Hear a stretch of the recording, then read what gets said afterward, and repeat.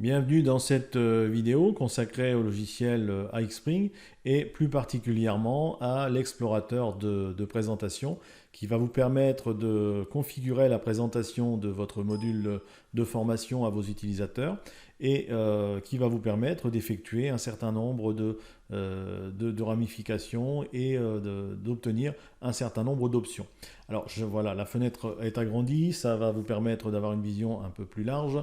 Alors l'explorateur de présentation se présente comme ceci avec la possibilité bien entendu de sauvegarder une fois la présentation mise en place. Vous pourrez masquer certaines diapositives en cliquant sur cet onglet tout simplement. Vous pourrez choisir du type d'animation, c'est-à-dire de changement, de transition, soit au clic, soit automatiquement, de la même manière que dans un document PowerPoint classique d'ailleurs. Et vous pourrez également choisir les ramifications, de verrouiller la diapositive. Ça veut dire que lorsque vous verrouillez la diapositive, cette diapositive en particulier, l'utilisateur, même si le bouton suivant ou précédent ne disparaît pas du lecteur, l'utilisateur ne peut pas se servir du bouton suivant ou précédent. Ça peut être intéressant lorsque vous avez des diapositives qui doivent impérativement être lues jusqu'à la fin ou être écoutées jusqu'à la fin. Alors je vais donc avoir la possibilité également en un clic de renommer chaque diapositive.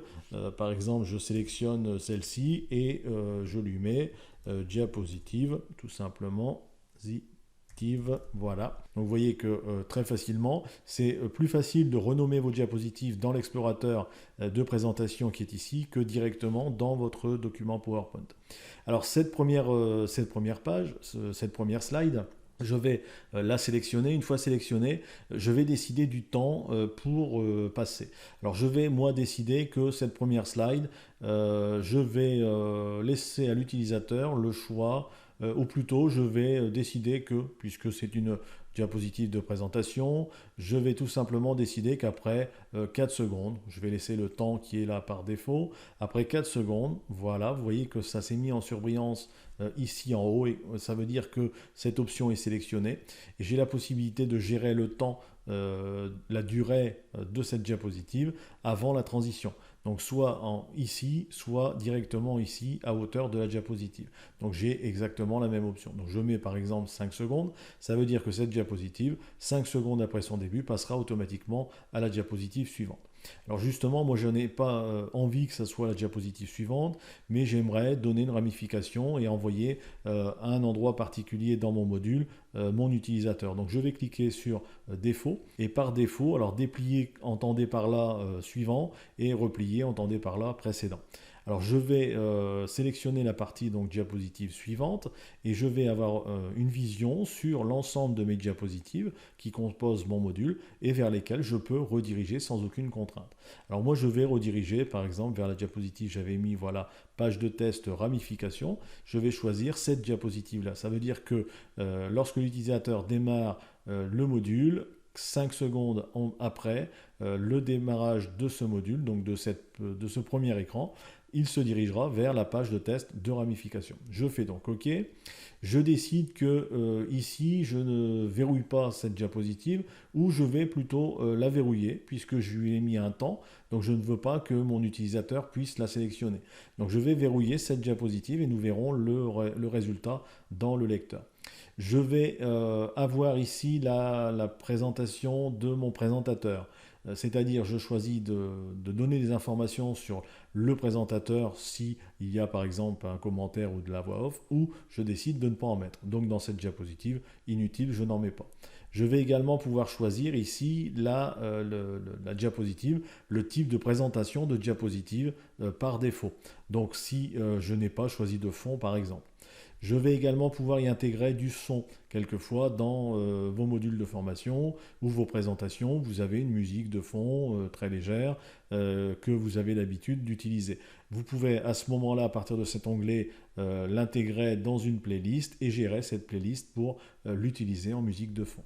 Vous pourrez également y ajouter donc sur chaque diapositive soit décider de créer un nouveau quiz, soit d'amener une nouvelle interaction, c'est-à-dire un livre interactif ou une présentation de type chronologique, de créer un nouveau dialogue ou d'amener un autre document, par exemple, que vous auriez préparé.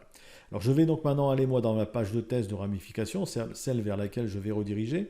Et donc lorsque mon utilisateur va arriver ici, moi je ne veux pas que cette page-là passe toute seule. Donc je vais désélectionner automatique. Et vous voyez qu'en haut ça s'est désélectionné. Par contre je veux que ça se fasse au clic. Et là mon utilisateur va décider lui-même de changer et d'aller soit vers la suivante, soit vers la précédente. Si il va vers la précédente par exemple, moi j'aimerais qu'il ne revienne pas à cette diapositive-là, mais par exemple au sommaire de chapitre 1. Donc je vais tout simplement cette fois-ci sélectionner replier, donc pour diapositive précédente, et je vais l'emmener vers le sommaire de chapitre 1. Donc ici, par contre, j'ai envie de ne pas la verrouiller, bien entendu, puisque je veux que mon utilisateur puisse être actif sur cette partie-là. Je vais ajouter ici les informations concernant mon présentateur. Je ne fais pas de changement sur la diapositive, je n'amène aucun son et je n'ajoute rien. Je vais donc maintenant sauvegarder. Voilà, ma sauvegarde est faite. Je vais donc maintenant faire un aperçu de mes diapositives. Voilà donc l'aperçu de mes diapositives. Vous voyez que 5 secondes après, on est passé automatiquement à la diapositive de présentation, la diapositive numéro 5, puisque j'avais bien cette diapositive qui est ici vers laquelle j'ai décidé de rediriger. Et cette fois-ci, par contre, mon utilisateur ne peut pas revenir, ne pouvait pas revenir, pardon, alors je vais rafraîchir, et vous voyez que quand je vais sur le bouton précédent au suivant, j'ai un petit cadenas qui empêche mon utilisateur d'agir, puisque j'avais, moi, verrouillé cette diapositive. Par contre, ici, il a la possibilité de repartir en arrière, puisque je n'ai pas sélectionné suivant, mais il a la possibilité de revenir en arrière, et normalement, il devrait me ramener vers ma diapositive de sommaire de chapitre. Alors, l'info du présentateur, puisqu'on avait le plan, alors le plan est intéressant, puisque vous voyez que comme j'ai renommé mes diapositives, j'ai bien ici mes diapositives dans mon plan qui sont renommées, qui permettra la navigation très facilement à votre utilisateur. J'ai également les infos du présentateur que j'avais amené, qui ramènent de nouveau la photo à disposition de l'utilisateur avec les informations concernant le présentateur, éventuellement son site web. Et donc ça, nous verrons dans une prochaine vidéo comment l'intégrer. Et si je fais précédent, normalement, je reviens donc vers mon chapitre précédent. Voilà donc pour cette présentation de l'explorateur de présentation.